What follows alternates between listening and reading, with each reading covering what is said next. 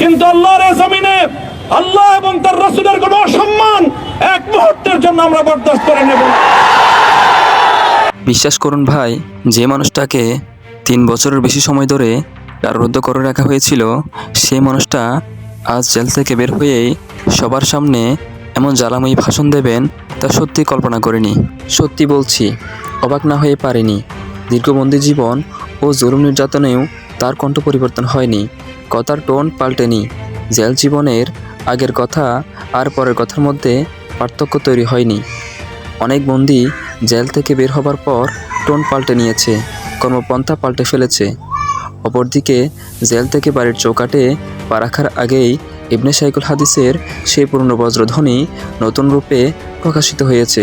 আমরা এমন নেতাই চাই যে পুরো উম্মাহকে নিয়ে ভাবে। আমরা এমন নেতাই চাই যার কণ্ঠ প্রকৃত তাগুদের বিরুদ্ধে বারুদের আকার ধারণ করে। কিন্তু আল্লাহর এই জমিনে আল্লাহ এবং তার রাসূলের কোনো অসম্মান এক মুহূর্তের জন্য আমরা বরদাস্ত করে নেব না। আমরা আমাদের সর্বোচ্চ ত্যাগ এবং কোরবানি স্বীকার করতে প্রস্তুত রয়েছি, জীবন দিতে প্রস্তুত রয়েছি। আল্লাহর এই জমিনে আল্লাহর দ্বীনের ঝান্ডা সমুন্নত করেই আমাদের যাত্রা থামবে ইনশাআল্লাহ। হয়তো শাহাদাত, নয়তো খেলাফত ইনশাআল্লাহ।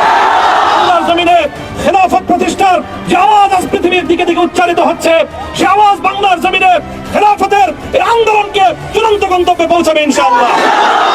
সকলকে আহ্বান জানাই, মাদ্রাসা, স্কুল, কলেজ, ভার্সিটি কোন শিক্ষা ব্যবস্থার ছাত্রদের মধ্যে বিভেদ করার বিশ্বাসী নীতিতে মামুনুল হক বিশ্বাস করে না।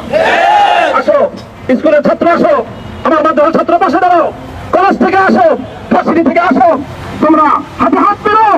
ইনশাআল্লাহ দেশের স্বাধীনতা অক্ষুণ্ণ থাকবে। এদেশের ইসলাম এবং হাজার বছরের যে সাধনা সংগ্রাম, সেই সংগ্রাম বিজয়ী হবে ইনশাআল্লাহ। অন্যদিকে ইবনে সাইকুল হাদিসের মুক্তির প্রতিক্রিয়া হিসেবে মুফতি আরিফ বিন হাবিব তার ফেসবুক পেজে লিখেছেন, হিম্মত, মনোবল আগের চেয়ে অনেক বেড়েছে। ভরাট কণ্ঠের আওয়াজের প্রভাব আগের চেয়ে তেজোদীপ্ত হয়েছে। মাশা আল্লাহ, আপনার জ্ঞানের প্রতিভা আমাকে মুগ্ধ করেছে। 2001 ইংরেজি সালে লালমাটিয়া মাদ্রাসার মসজিদে হাফেজ এবং মাওলানাদের পাগড়ি অনুষ্ঠান চলছিল।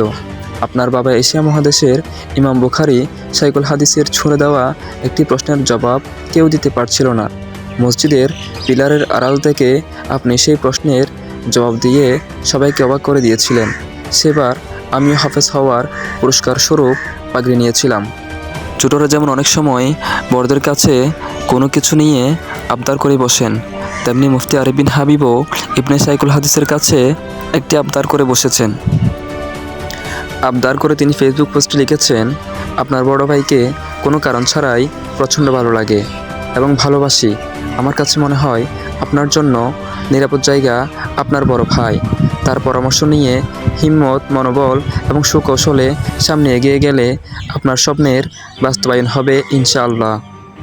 তিনি আরও আশা ব্যক্ত করেছেন, মুফতি আমিনী রহিমাহুল্লাহর মতো একজন আদর্শ শিক্ষক, সাহসী আলোচক এবং কৌশলী রাজনীতিবিদ হিসেবে আপনাকে দেখতে চাই। বারাকাল্লাহু ফি হায়াতিকা ওয়া ইলমিকা ওয়া সাউতিকা।